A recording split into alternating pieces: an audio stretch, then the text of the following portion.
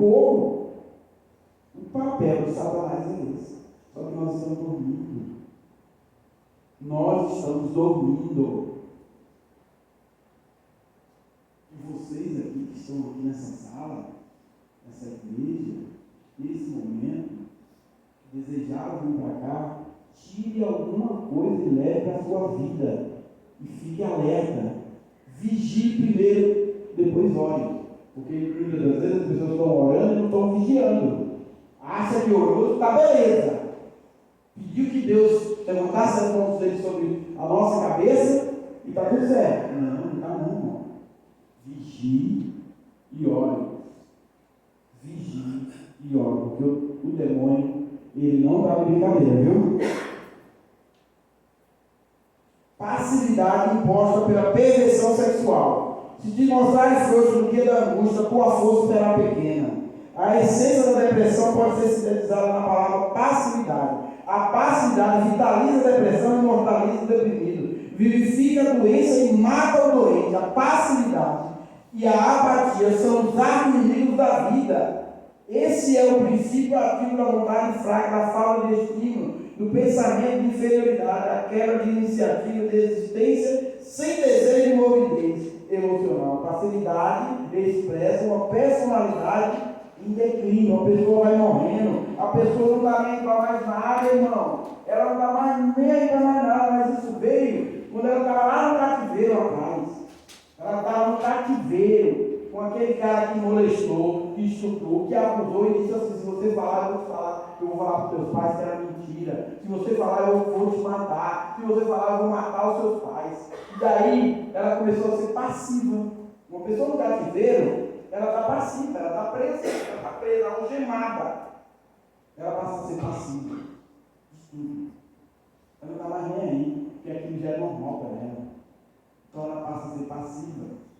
Quando lidamos com uma pessoa em depressão, se não conseguirmos devolvê-la da passividade, certamente falhamos em ajudá-la. A depressão pode ser definida como um quadro clínico no qual a pessoa não consegue reagir ou pensa que não consegue.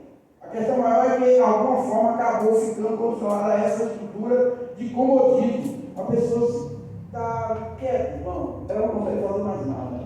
Ela caiu de uma maneira, porque ela não tem ninguém que olhe para ela e diz: você está com depressão. Você está com depressão. Então a família é muito importante nesse momento. Só que essa família é doente. Essa família não consegue. Está pior do que ela não descobriu ainda. Só não descobriu ainda. Mas essa pessoa, ou esse marido, ou essa esposa, ou esse filho, ou esse parente, está pior do que ela que já caiu. Por isso que nós precisamos estar aqui, agora, entendendo alguma coisa, ou lendo alguma coisa sobre o mundo espiritual, para que nós aprendamos mais e mais. Quadro agudo de desilusão e perdas. O grande desafio da vida são os relacionamentos. Quanto mais nos aproximamos das pessoas, mais vulneráveis nos tornamos. Todo relacionamento implica risco. Essa vulnerabilidade aumenta a mesma proporção em que a sociedade se descompromete da moral cristã. Irmão, a moral cristã. Qual é a moral cristã, irmão, que nós temos? Nós somos da Igreja de Deus, nessa denominação. Qual é a moral cristã? É a palavra do Senhor, irmão. Está tudo na palavra do Senhor. Se nós vivemos através da palavra do Senhor, não vamos ter problema. Mas nós não vivemos através da palavra do Senhor, irmão. Nós não vivemos. Nós vivemos o nosso mundo. Nós queremos de outro jeito, de outra maneira. Muita gente chega nas igrejas hoje e assim, que o Evangelho de Cristo se adeque a ela, não é ela se adequar ao Evangelho de Cristo. Não gostou dessa igreja, né? Essa igreja é muito. Vou para outra que é liberal. E vai para outra. Então a nossa vida, ela precisa estar dentro dos princípios bíblicos, dos princípios cristãos de Jesus. Hoje, muita gente fala que tem que dar graça. O que é tempo da graça, irmão? É tudo de bandeja. Tudo é permitido. É ao contrário do que está na Bíblia. Porque nem tudo é lícito. Nem tudo. Você não pode dizer que isso pode, isso não pode. Você não pode pegar isso, guardar para você e dizer que isso é normal. Não é normal. O normal está na palavra. O normal está na palavra, que nós vivemos a palavra. Os relacionamentos hoje é um dos maiores problemas. Aquilo que eu já falei. Você se apega tanto àquela pessoa. Se aquela pessoa cair, você cai junto. Se o seu líder cair, você cai junto. Se o seu pastor cair, você cai junto com ele. Se a sua esposa cair, você cai junto com ele. O pastor tinha 5.000 pessoas na igreja. O filho dele caiu nas drogas. Ele chegou no púlpito e falou: pastor, hoje eu não vou mais ficar à frente da igreja. Eu vou tirar o meu filho da droga. Sabe o que aconteceu? Ele caiu também. Por que ele não ficou na igreja? Porque o filho caiu, ele foi lá tentar tirar o filho, entrou na droga também. Por que ele não ficou na igreja? O que impede ele ficar na igreja? Ontem quem estava aqui, você viu a possibilidade de pessoas desviadas, 40 milhões de cristãos, de evangélicos, desviados por quê? Por conta do trabalho, por conta da empresa dele, por conta do filho que nasceu, por conta das fofocas na igreja, por conta dos falatórios na igreja. Então, foco não é Jesus. Foco não é Jesus para essas pessoas. O foco é o ser humano. O foco é o ser humano. E não pode. O nosso foco tem que ser Jesus. Aqui na página 21, individualismo, idolatria da privacidade. Pessoa que só quer ficar sozinha, isso é idolatria. A pessoa não quer ninguém. Nós não temos que ver em sociedade. Idolatria. Isso é uma pessoa que vive sozinha. É idólatra. É idólatra. A sua própria individualidade. Hedonismo, idolatria é o poder. Tem muito poder. Quer aquele carro, quer tomar aquele carro daquela pessoa. Aquela pessoa merece tomar aquele carro. Aquela pessoa precisa daquele carro para eu entrar e tomar conta. Meu irmão, isso não é igreja. Que a briga para quem ia tocar naquele dia. Para quem a menina chegou depois na igreja, já tinha um louvor, e daí era uma boa cantora, e não quiseram que a menina entrasse para participar do grupo de louvor. Uma discussão, o pastor chegou para mim e falou: idolatria o poder, quero que tenha o poder, eu que mando. Infidelidade, relacionamentos descartáveis, desilusão, fragmentação conjugal e familiar, isolamento, depressão. Tudo isso chega da depressão. Confiança, cobiça, ilusão, traição, perda súbita de caráter. Aí vem desilusão, todo iludido, descrença generalizada, não quer mais saber nada, desistência generalizada, indiferença generalizada, depressão, desespero e suicídio. É o ápice da pessoa. A pessoa, quando passa por esse campo aqui, irmão, não tem outro jeito. É suicídio. É suicídio. Não tem outro jeito. Não tem. Quanto mais uma pessoa depressiva se isola, mais melindrosa está se tornando em relação a qualquer tipo de convívio. Assim como uma palavra de incentivo pode abrir uma frecha de luz, qualquer ofensa pode fazer afundar. Lembra da mulher que eu falei? Da célula? Da minha célula? Eu sou pessoa de uma palavra: não, eu não quero conversar com a senhora agora, eu vou caminhar com os meus cachorros. Pronto, matou a mulher. Precisa saber, então, vocês estão aqui, precisam entender. Tem discernimento, sabedoria espiritual, meu irmão. Na sua casa, você precisa olhar e ter um olhar espiritual. Nós somos espirituais.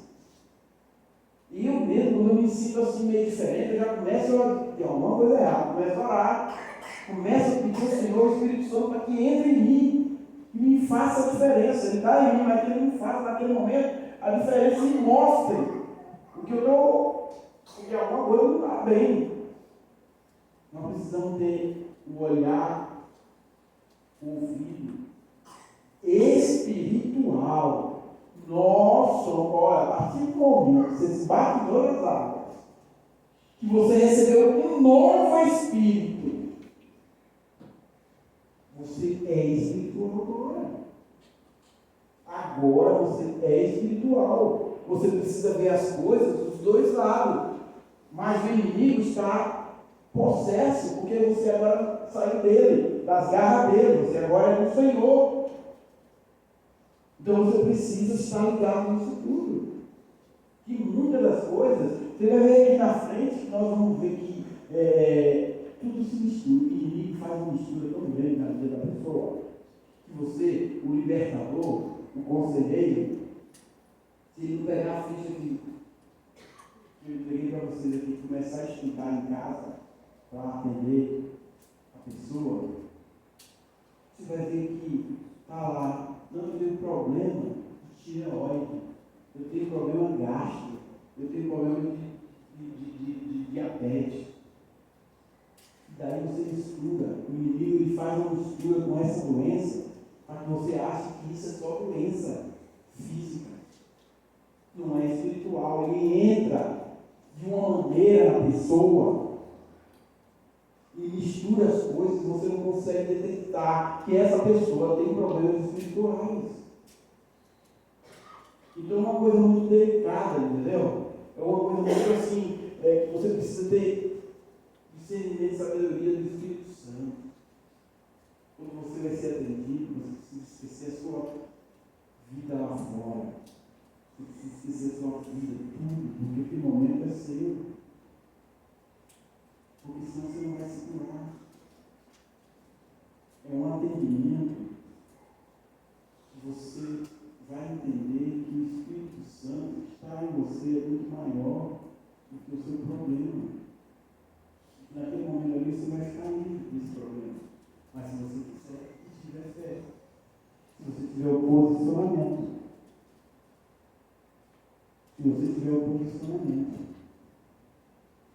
a linha de ação criada a partir de uma desilusão. O primeiro prejuízo causado pela desilusão é uma diferença generalizada. A desilusão tem o poder de assassinar a fé. Olha que coisa. A desilusão, uma pessoa desiludida por algo, tem o poder de assassinar a fé em Jesus. Aí você pergunta, por que essa pessoa se desviou? Não, o cara estava casado, a mulher largou ele foi para a cachaça, foi para a vida do milhão. A desilusão por uma mulher que não queria ele e ele se desviou. Entendeu? Então, a desilusão por algo, por alguém, a culpa vai ser de quem? Jesus. Jesus é culpado. Raízes da depressão, página 24. Você não consegue separar corpo, alma e espírito. A depressão é multifuncional. Você viu aqui? É exatamente o que eu estava falando, irmão. É uma mistura que o inimigo faz.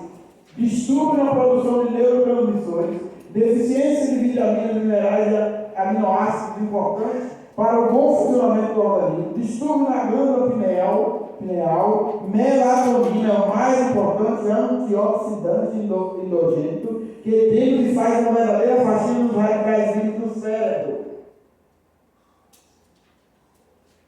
Circulação cerebral deficiente. Irmão, isso aqui é um trem que pode levar uma pessoa a uma desorganização na circulação, porque a nossa mente, nossa cabeça é cheia de vasos, né?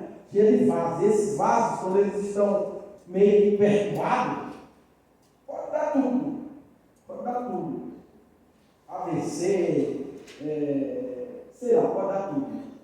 Então isso aí pode provocar, no mundo espiritual, uma confusão junto com um problema espiritual que a pessoa tem.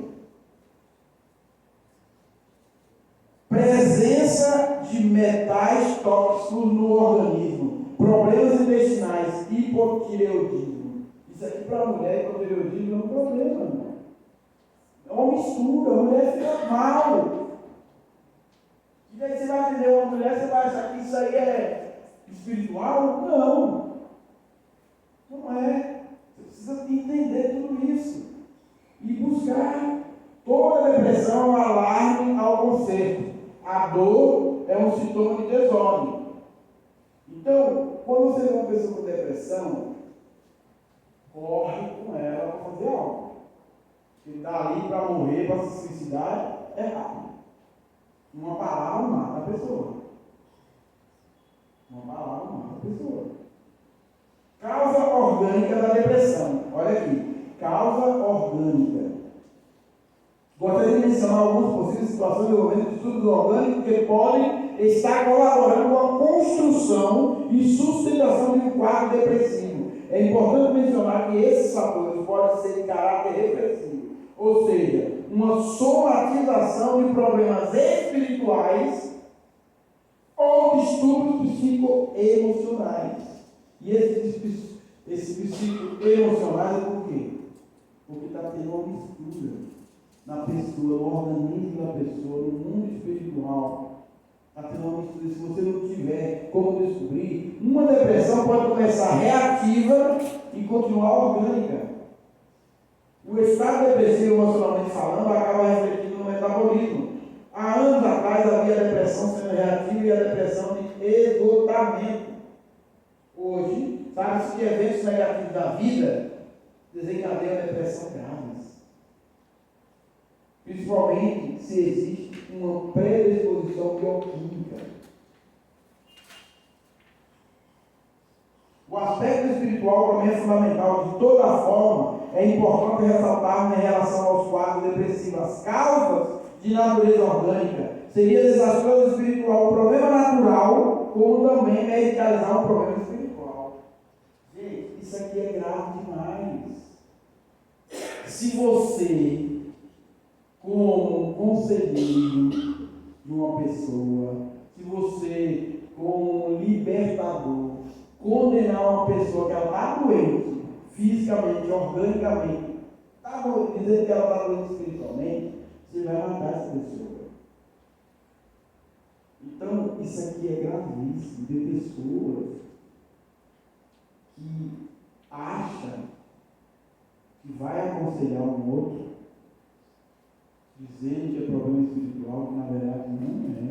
É problema orgânico, problema metabólico, problema metabólico. Então nós precisamos ficar ligados nisso, entendeu?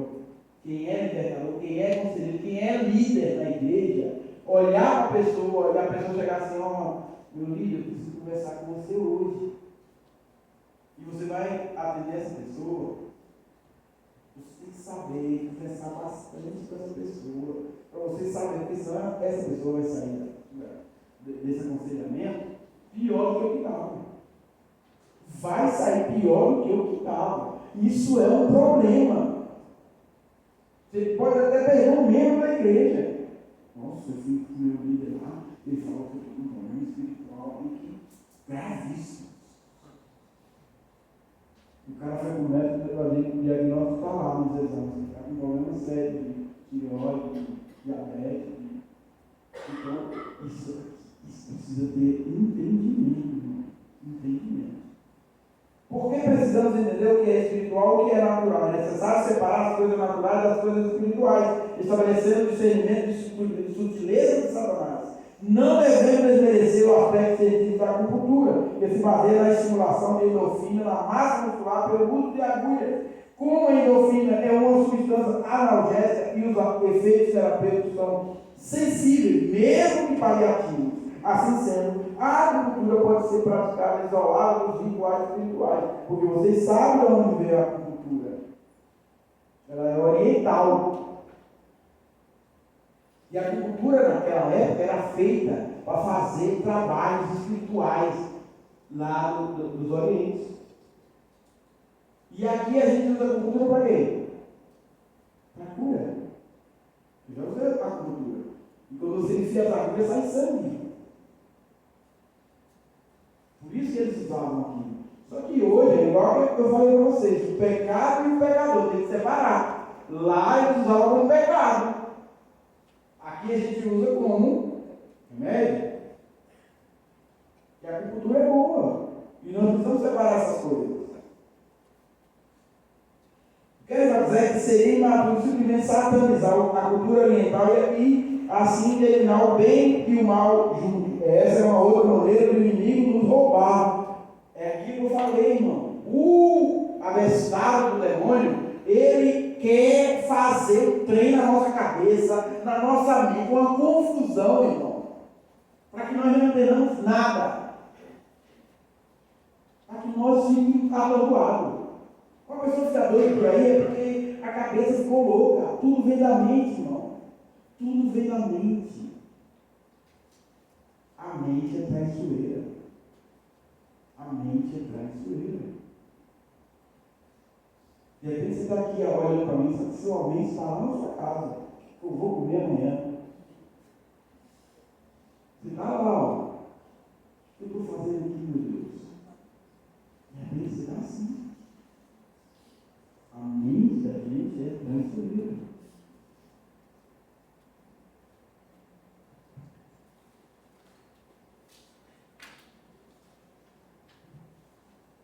A fraqueza da igreja é não discernir, página 26. Uma fraqueza da igreja é não discernir essa intenção demoníaca, concordando com essa satanização ao invés de redimir e praticar esses recursos respaldados biblicamente pelo conjunto de princípios que os regem. Enfermidades repetidas ou crônicas, sem diagnóstico médico, claro, especialmente se são de caráter hereditário. Isso aqui não tem nem segredo, irmão. Nós, por isso eu estou falando para vocês, nós somos espirituais. Isso aqui não tem segredo nenhum. Se você vai ao médico, você acordou, você vai ao médico, doutor, eu amanheci assim, não quero fazer nada, estou com uma dor aqui, uma dor ali, uma dor lá, estou desanimado. Esse médico, o clínico, ele vai pedir exames, vão lá pedir exames. Os exames deu tudo zeradinho, bonitinho. O que pode ser, irmão? Espiritual. Vamos fazer uma investigação espiritual. Mas tem que investigar. Porque tem exames que não dá nada, mas sim, não era aquele exame que era para fazer, era outro exame. Era outro exame para fazer para descobrir o problema. Não era aquele exame. Então você precisa investigar ainda, ao invés de assim ser espiritual. Está vendo? Não falei? Você fez o exame não deu nada, é espiritual. Olha aí. Eu tenho que investigar. Precisa investigar. Nós não podemos abrir a boca para falar das pessoas, que as pessoas estão doentes com isso, com aquilo, porque nós temos corpo, alma e espírito. Os três são juntos. Não pode separar. Não pode separar. E chamando assim os seus 12 discípulos, deu-lhes autoridade sobre os espíritos imundos para expulsarem e para curarem todas as formas de doença e enfermidade. Está vendo que existem dois casos aí, de doença e enfermidade? Existe a doença e existe a enfermidade. A enfermidade é espiritual, a doença é física.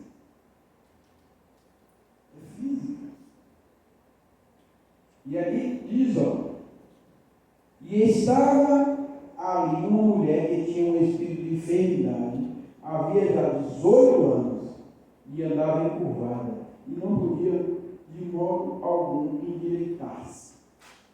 O que se enfrenta na prática são vários males que se evidenciam estranhamente na vida das pessoas. Quando o diagnóstico médico, claro, fica totalmente inviabilizado. Alguns exemplos corriqueiros seriam o caso da insônia crônica, sonolência exagerada, bloqueios mentais, desmaios, convulsões, alguns tipos de epilepsia, peso e dor na coluna, dor de cabeça crônica, impressão de inchaço na cabeça, pontadas no corpo, alguns casos de doenças congênitas. Irmão, isso aqui tudo está na ficha. Mas isso aqui, se for corriqueiro, não é que você agora está aqui, você sentiu uma pontada, isso pode acontecer. Mas se isso virar uma coisa corriqueira, investigue, irmão. Investigue. Porque pode ser enfermidades. Enfermidades é espiritual.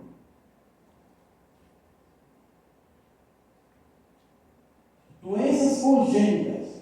Uma das recentes descobertas da ciência é que os 97% do genoma que achavam não ter função nenhuma são os que fazem a conexão de gene com o ambiente externo, ligando ou desligando de acordo com os hábitos e estilo de vida da pessoa. Está vendo aqui, irmão? Quando eu falei para vocês no início do nosso seminário, 70%